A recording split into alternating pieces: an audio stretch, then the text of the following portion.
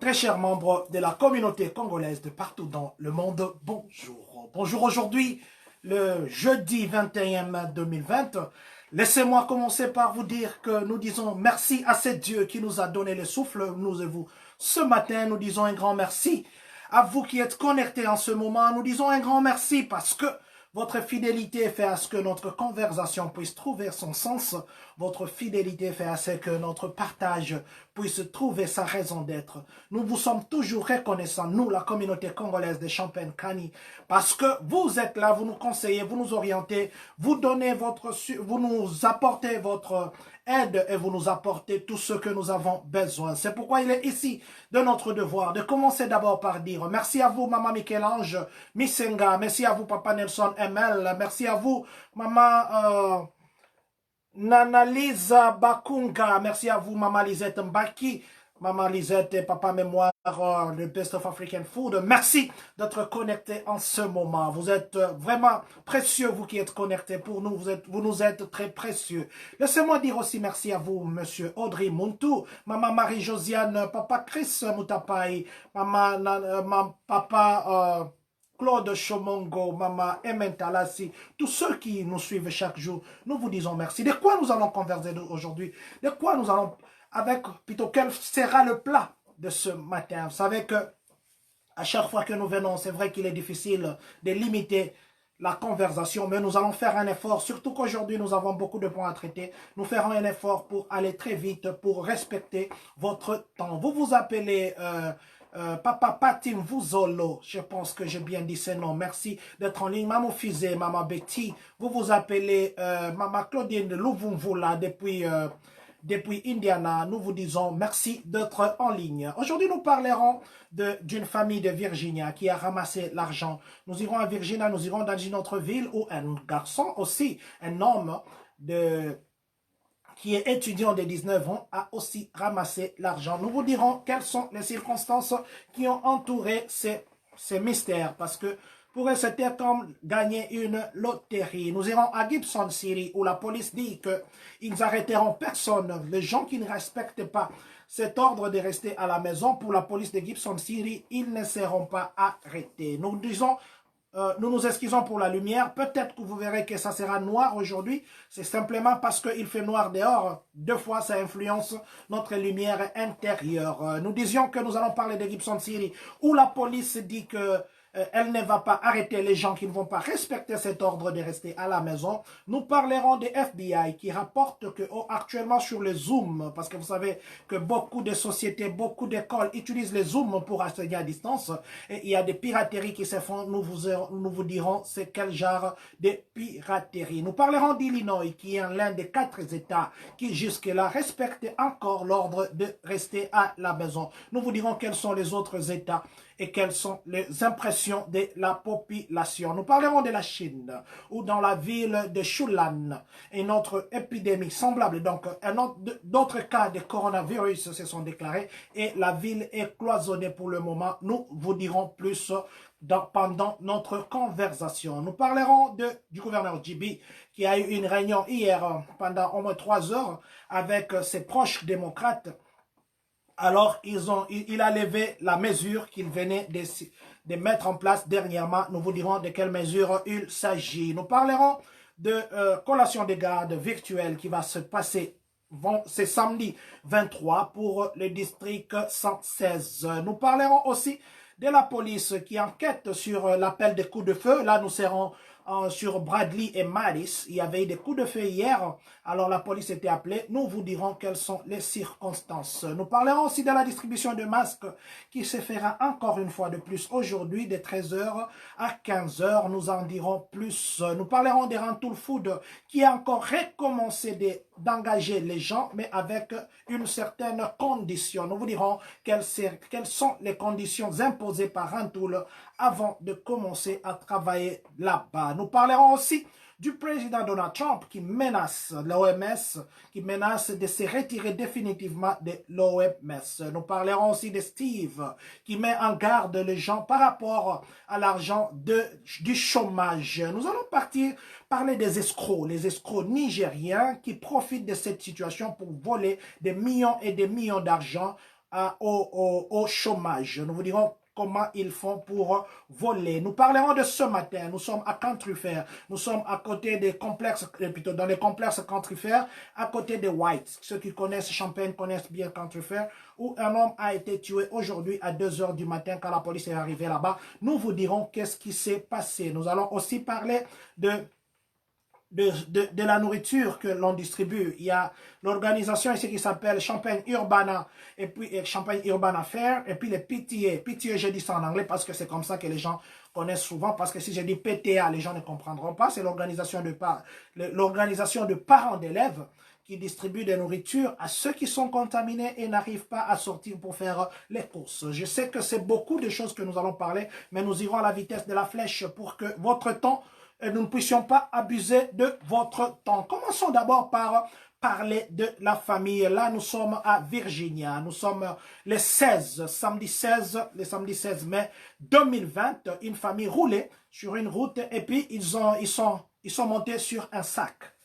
Et puis après, ils sont montés sur l'autre sac. Tout ce qu'ils ont fait, c'était des sacs qui étaient sur la route. Ils ont pris ces sacs, ils ont jeté derrière leur voiture. Et plutôt leur camionnette. Leur camionnette. Alors, quand ils sont arrivés à la maison, ils ont ouvert les sacs. Il y avait de l'argent dans des sachets. Et c'était marqué coffre-fort. C'était marqué coffre-fort. Alors, qu'est-ce qu'ils ont dit? Ils ont dit, on ne peut pas garder cet argent, c'est beaucoup d'argent. On ne peut pas les garder. Qu'est-ce qu'ils ont fait? Ils ont appelé la police. Ils ont appelé la police pour que la police vienne voir cet argent. Et c'était plus d'1 million de dollars. Nous disons bien plus d'1 million de dollars. Cette famille n'a pas voulu garder, et la maman s'appelle Emily. Emily a expliqué à la presse, elle a dit que c'était pas pour elle.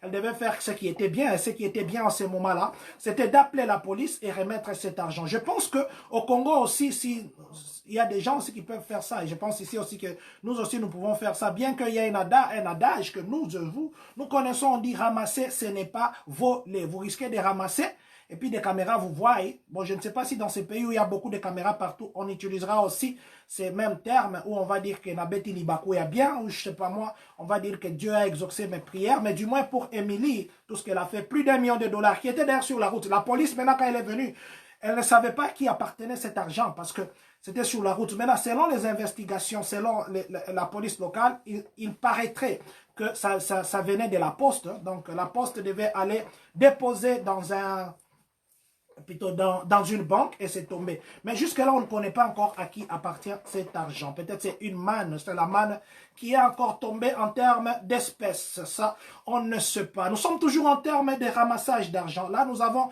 un étudiant qui a 19 ans. Il s'appelle José. José va comme ça, José Romanise va au distributeur automatique pour retirer un peu d'argent, parce qu'il devait acheter des choses pour son grand-père.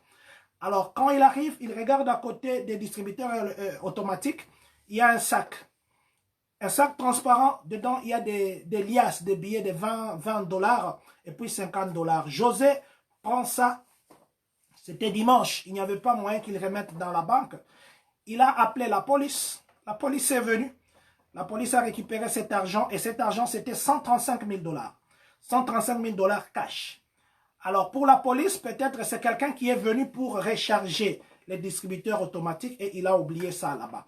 Mais José, du moins pour lui, quelques sociétés de la place l'ont donné. 3 sociétés l'ont donné 500 dollars pour l'encourager. Et puis la police lui a donné une sorte de titre là. Et ils ont pris la photo avec la police juste pour l'encourager. Bon, nous pensons qu'il y a encore des gens qui ont encore ces cœurs. Bon, je ne sais pas si moi, à cette place-là, je dirais quoi.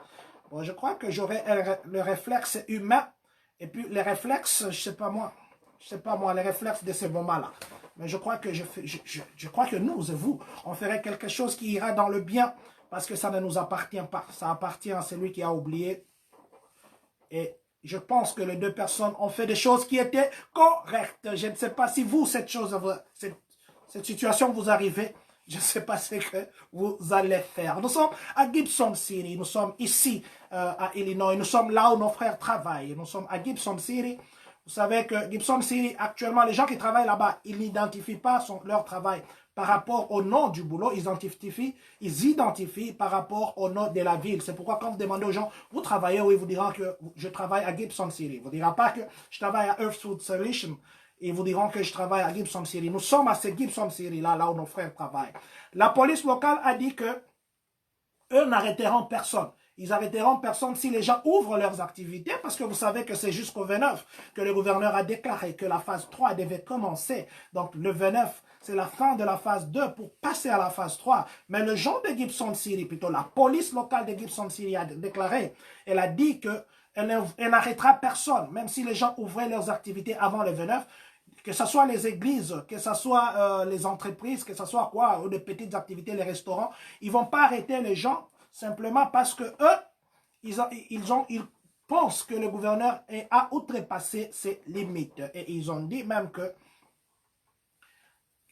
ils n'encouragent pas les gens à réouvrir, ils n'encouragent pas non plus les gens à fermer.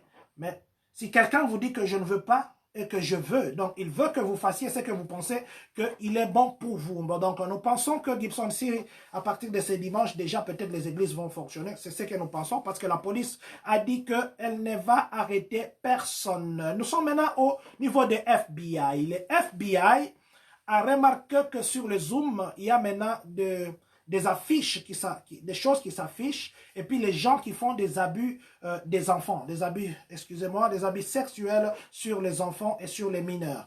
Alors le FBI a dit ceci: si jamais vous êtes sur le Zoom et que vous voyez des images ou vous voyez des affiches de genre d'abus sexuels sur les enfants, ou bien il y a des messages pour abuser les enfants, prenez l'image de ces messages-là ou de cette affiche, envoyez ça au FBI, où le FBI viendra pour vous aider à réinitialiser votre téléphone et à effacer toutes les choses qui sont là. Parce qu'ils ont remarqué qu'il y a maintenant beaucoup d'abus sexuels sur les Zooms. Et nous profitons ici. Le parent, c'est vrai qu'il y a 2 fois que nous laissons nos enfants étudier en ligne, mais soyons très vigilants. Parce que le malin profite toujours de la faiblesse ou de notre distraction. Donc soyons prudents, essayons de voir qu'est-ce que nos enfants font sur leur machine. C'est vrai que des fois nous n'avons pas le temps, mais essayons dans la mesure du possible vraiment être avec nos enfants, et surtout que nous sommes dans un pays où il y a la liberté des religions, il y a la liberté de tout, ce qui fait qu'il y a des choses qui sont dites qui ne devaient pas en temps normal être dites.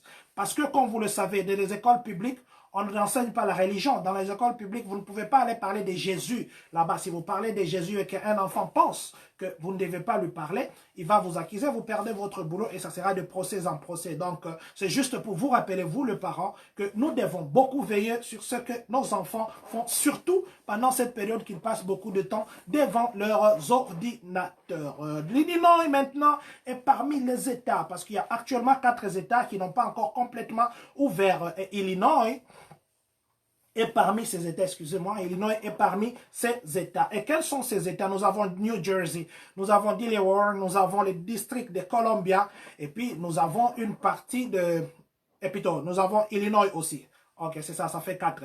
Donc, les 3 autres, c'est ce que nous avons cités. New Jersey, Delaware et puis le district de Columbia. Ce sont les 4 États qui, jusque-là, n'ont pas encore totalement réouvert.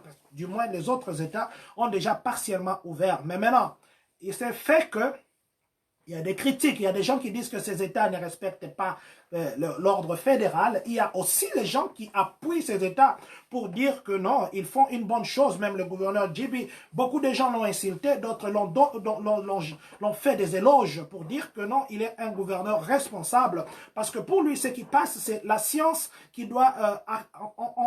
maintenant, là, c'est la science qui doit donner le coup de départ. C'est la science qui doit dire qu'il est temps maintenant de réouvrir. Parce que on ne peut pas faire passer la politique avant la science. Alors, pour JB, les gens l'encouragent et puis les autres les découvrent, plutôt l'insultent. Comme vous le savez, pour nous Illinois et puis Illinois et Delaware, les 2 États vont réouvrir, ou bien leur phase pour leur confinement doit normalement se terminer à la fin du mois de mai.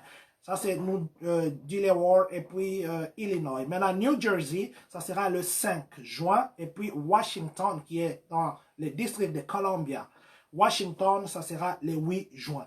Alors, nous pensons que les gens vont respecter les mesures de, même si on ouvre, ce n'est pas qu'on ouvre, les mesures s'arrêtent. Non, il faudrait continuer à respecter parce que vous savez, la semaine passée, il y a, je crois, 2 semaines, quand le docteur Fauci, Anthony, est passé devant, témoigner en ligne devant les sénateurs, il avait dit que ce n'était pas prudent de réouvrir sitôt parce que ça risque de déclencher une nouvelle épidémie.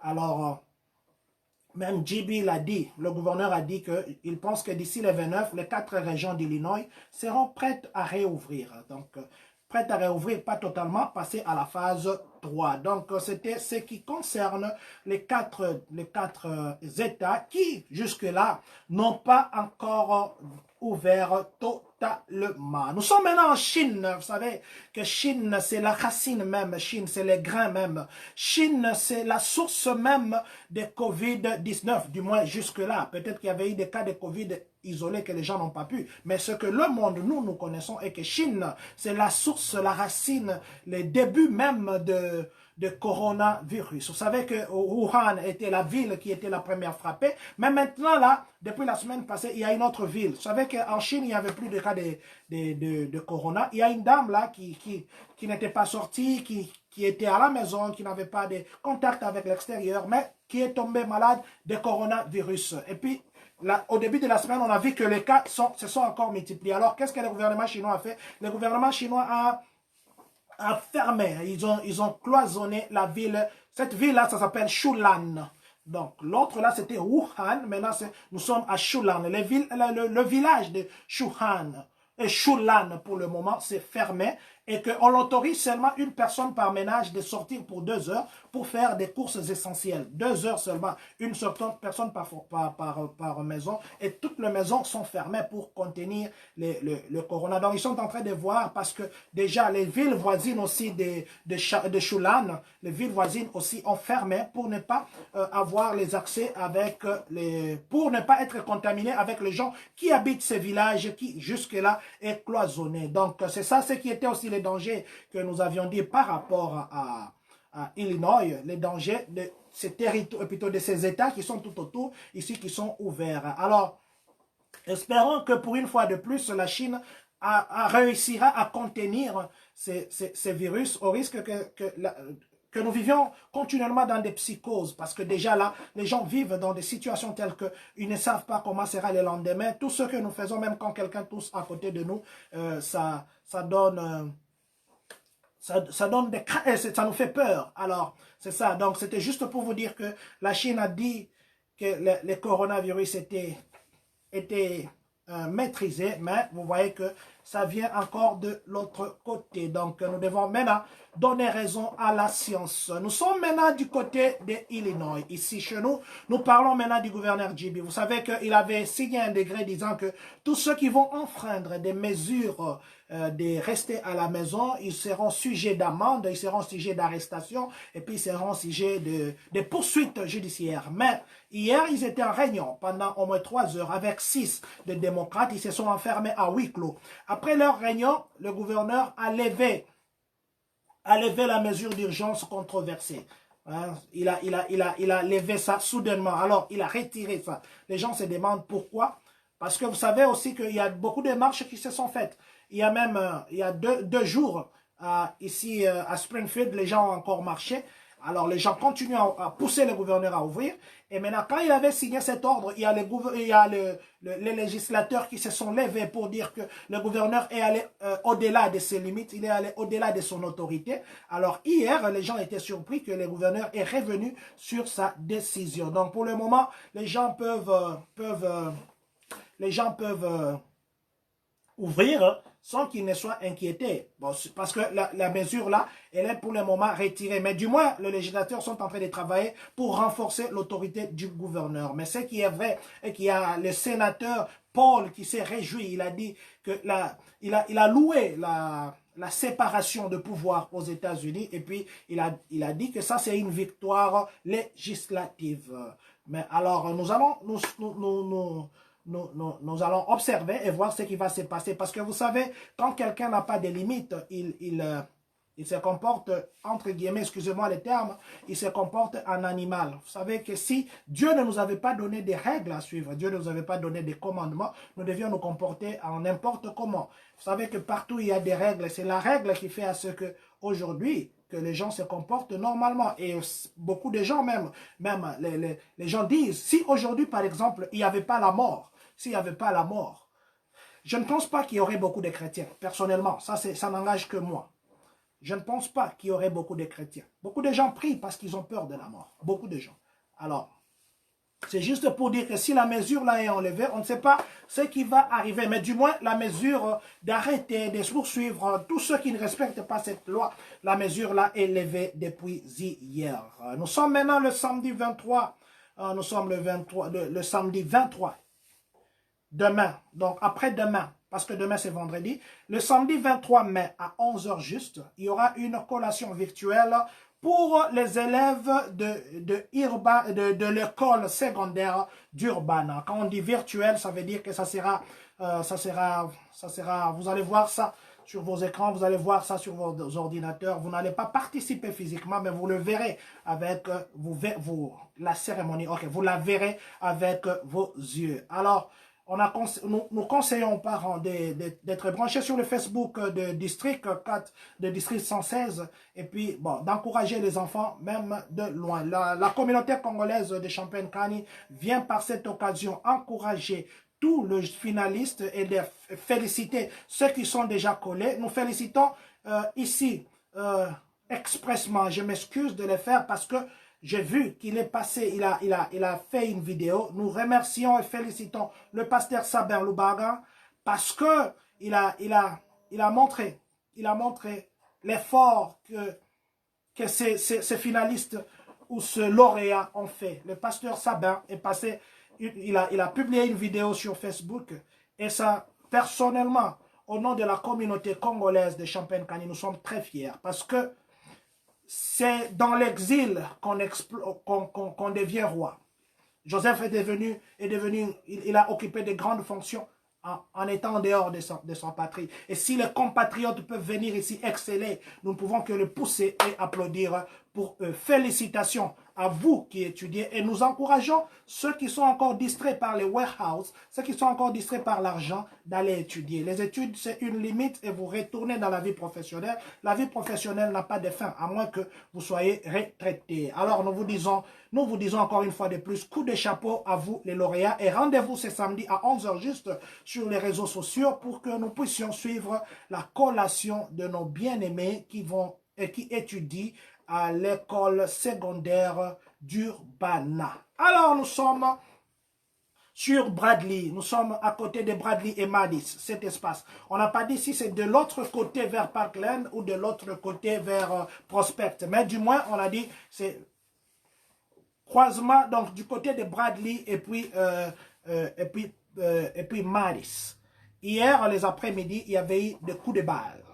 Plutôt, on a tiré. Il y avait eu des coups de feu. Les gens ont tiré. Et la police a été appelée. Et plutôt, la police était appelée. On a appelé. Et quand la police est arrivée sur place, il n'y avait personne. Ils n'ont trouvé personne. Mais du moins, ils ont trouvé des débris. Des débris qui sont tombés par terre. Et ils ont ramassé ça. C'était beaucoup. Excusez-moi. Ils sont en train de mener leurs enquêtes pour arriver à appréhender le coupable ou ceux qui ont sémé ces désordres-là.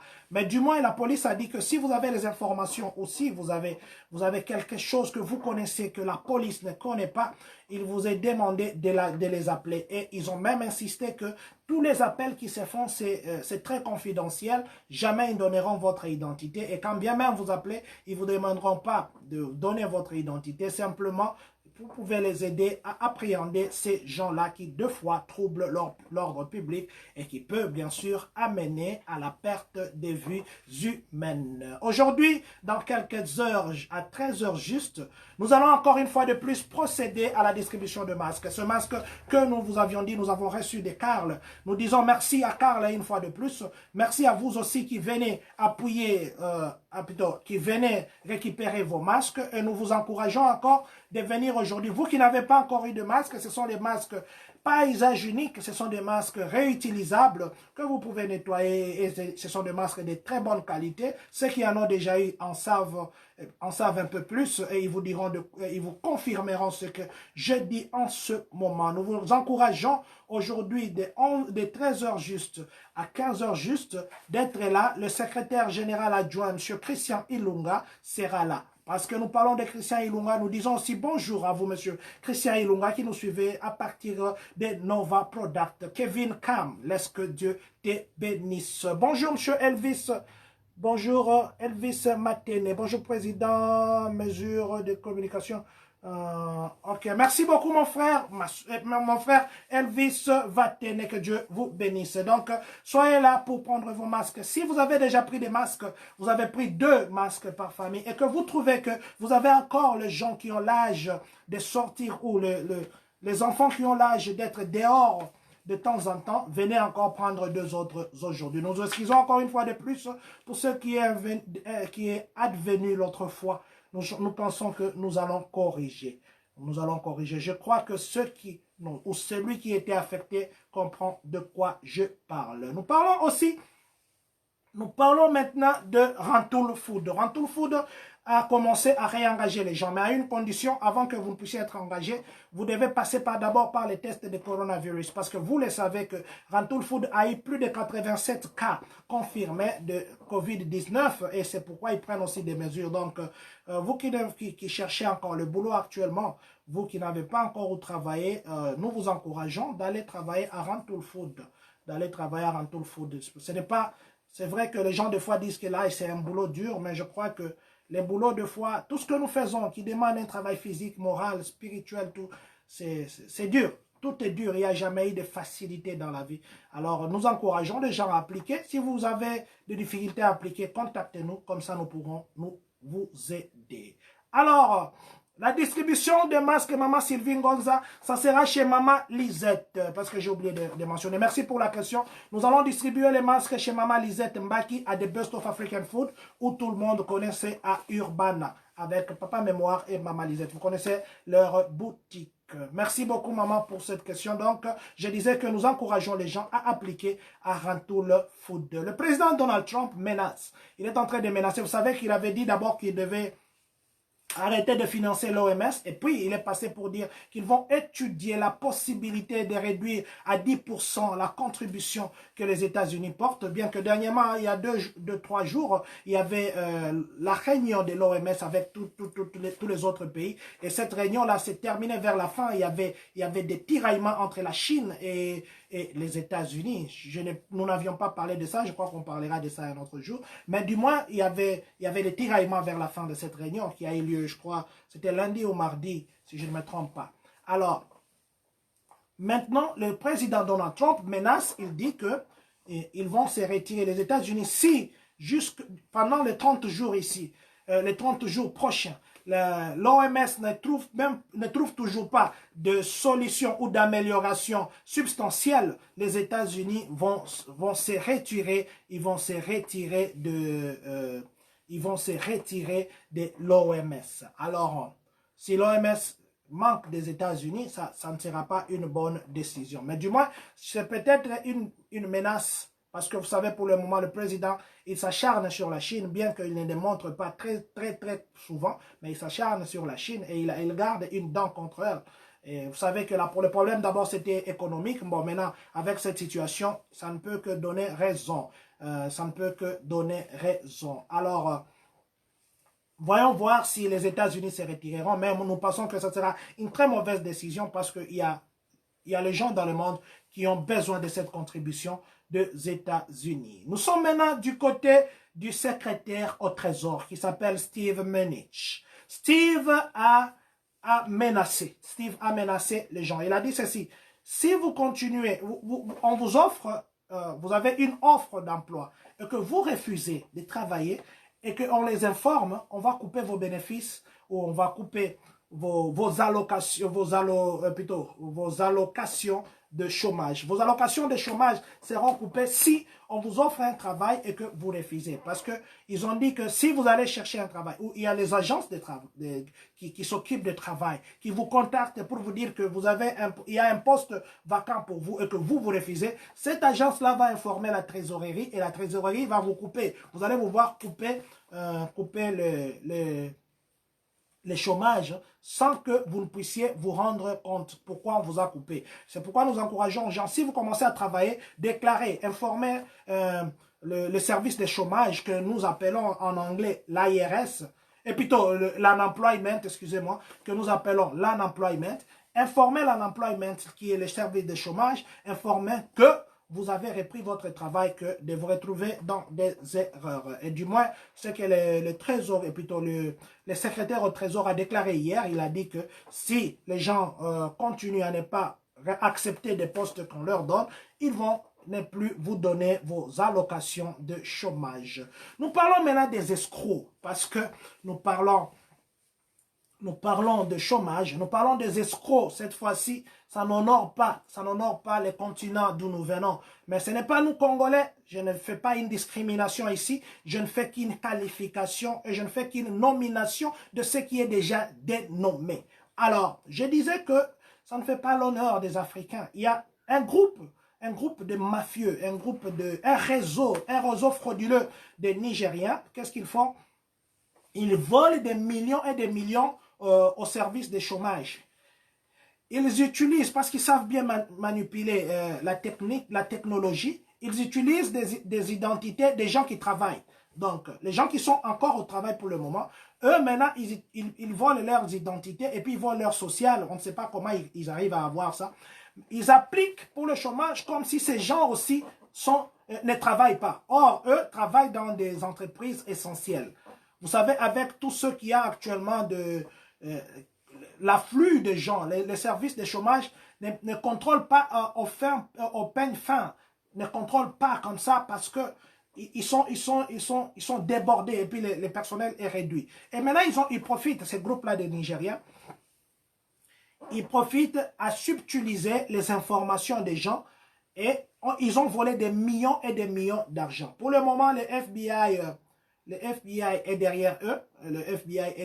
Ils sont en train d'investiguer, ils sont en train de faire les enquêtes pour mettre la main sur eux. Du moins, on connaît déjà que ce sont les Nigériens et les États qui sont les plus touchés, c'est Floride, et puis Massachusetts, il y a Wyoming, et puis Caroline du Nord, Oklahoma, et puis plutôt Rhode Islands. Donc, ce sont les États qui sont actuellement les plus touchés. C'est là où les Nigériens, du moins, on n'a pas cité Illinois par cette liste ici. Donc, ils prennent les identités pour subtiliser. Ils ont volé beaucoup de millions. Ici aussi, nous voulons donner plutôt juste un conseil.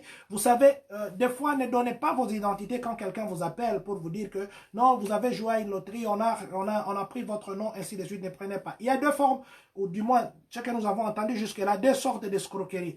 On va vous dire qu'il y a un truc de publicité que nous voulions faire avec vous et que nous allons envoyer l'argent. Vous allez seulement prendre ce truc de publicité, vous allez coller soit à votre voiture, soit à votre maison, soit à votre moto ou à votre société. Vous allez juste coller et ils vont vous payer. Ils vont vous dire par exemple, c'est un exemple que je donne, ils vous diront par exemple, on va vous payer 500 $ par semaine pendant peut-être une année.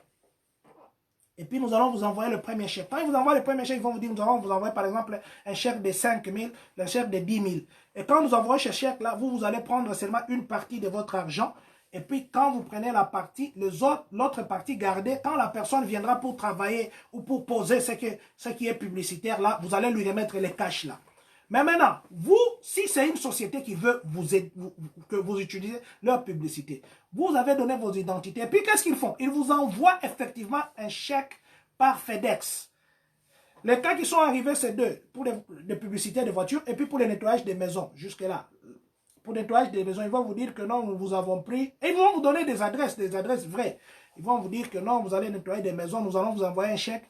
Acheter des produits, des désinfectants, tout ça, l'argent qui va rester, garder ça. Quand notre employeur va venir pour que vous fassiez les totales et puis vous donnez votre contrat, vous allez lui remettre les cash. Ce qui arrive, c'est quoi? Il vous donne un chèque qui n'est pas vrai. Mais quand vous allez à votre banque, le chèque va passer. Vous retirez l'argent, mais maintenant, 2 jours après, le chèque va rebondir. C'est vous qui serez chargé, parce que c'est un faux chèque. C'est vous qui serez chargé. Donc, lui va venir, il retire l'argent, et c'est vous qui êtes maintenant dans les problèmes. Or, c'est une société qui n'existe jamais, parce que vous avez entendu que vous aurez des avantages chaque semaine, et eux bénéficient de ça. Donc, je voulais juste tirer l'attention à nos frères ici, et nos sœurs. Ne donnez jamais à vos identités à qui que ce soit, que vous ne connaissez pas, et que vous n'avez pas confiance. Parce que ces gens, ce qu'ils font, c'est venir vers vous, ils volent votre argent et proprement, et ils partent. Et puis, si quelqu'un, normalement, si moi, je dois vous payer vous, ou je dois envoyer quelqu'un pour venir faire le travail chez vous, le travail que moi, je suis censé payer, pourquoi est-ce que je dois vous demander à vous de le payer? Or, pourtant, c'est moi qui suis en contact avec lui, moi, je peux directement le payer. Donc, évitez de tomber dans ces erreurs, c'est déjà arrivé dans notre communauté. Dieu merci, ce n'est pas arrivé jusqu'au niveau qu'ils soient dans des problèmes avec la banque parce qu'ils étaient avisés, on les a avisés. On a essayé d'aider les gens dans ce sens là-bas. C'était juste pour tirer l'attention parce que nos frères nigériens, ce n'est pas que je les blâme, c'est juste, je dis ce qui est déjà dit. Donc, ils sont en train de nous rendre un mauvais service. Soyez très prudents, c'est très sérieux. Nous sommes ici. Maintenant, nous sommes là, 4h et 2h du matin. Nous sommes à Country Fair. Nous sommes à Country Fair à côté de l'avenue White. Nous sommes au bloc 200. Il y a un groupe de gens qui étaient dans un appartement. Et puis à un moment, ils ont commencé à tirer beaucoup de coups de balle. Alors, on a appelé la police. La police est arrivée sur place.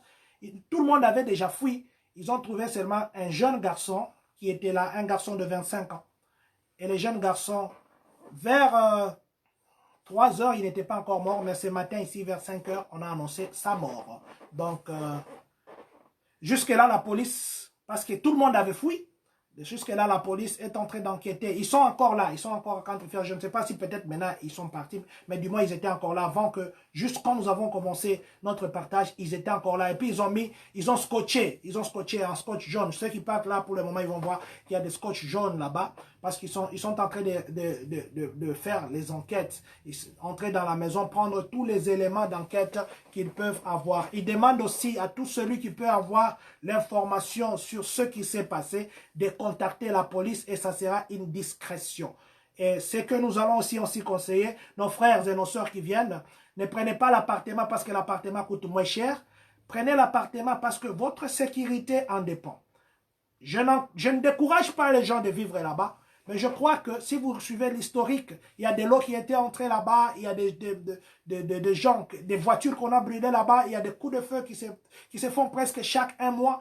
Alors, je pense qu'en tout Congolais que nous sommes, en tout responsable que nous sommes, nous conseillons à nos frères qui continuent encore d'habiter là-bas, de penser d'abord à leur sécurité. Et s'ils trouvent que leur sécurité, c'est bon, alors qu'ils continuent à rester. Mais s'ils trouvent que leur sécurité est en danger, je pense qu'il est temps de penser autrement. Acceptez de dépenser beaucoup pour garder votre vie et vos enfants en sécurité que de dépenser peu pour vous exposer. C'était juste une parenthèse. Nous allons finir par dire que il y a l'association qu'on appelle CU FAIR, qui est Champagne Urban Affaires, et puis le PTA qu'on appelle PTA, l'organisation de parents d'élèves, qui veut que vous, si vous êtes là, parce que pour le moment, nous savons que dans la communauté congolaise, nous n'avons pas de cas, à moins qu'il y ait des cas qu'on ne connaît pas. Mais si vous avez les cas, vous êtes déclaré positif de coronavirus et que vous pensez que vous n'avez pas le temps d'aller faire vos courses, alors vous pouvez nous contacter, envoyer les noms. Les gens vont venir vous déposer à manger. Ce n'est pas la communauté qui viendra vous déposer à manger, c'est cette organisation-là. Si vous avez honte, parce que les gens ont honte de cette maladie, je ne sais même pas pourquoi. Si vous avez honte ou vous voulez garder votre discrétion, envoyez-nous votre nom codé et nous saurons comment vous mettre en contact avec ces gens qui, eux, ne vont pas vous exposer entre guillemets. Alors, c'était avec cette nouvelle que nous allons terminer notre conversation de ce matin en vous disant pardon si nous avons été lents, en vous disant pardon si nous avons abordé des sujets qui vous ont ennuyé, en vous disant merci parce que vous êtes connectés en ce moment. Monsieur Guy Kinanvoui dit mon ami, Maman Dorcas et tous les enfants, nous vous disons merci. Papa, faveur sur faveur de Dieu, Maman, faveur sur faveur de Dieu.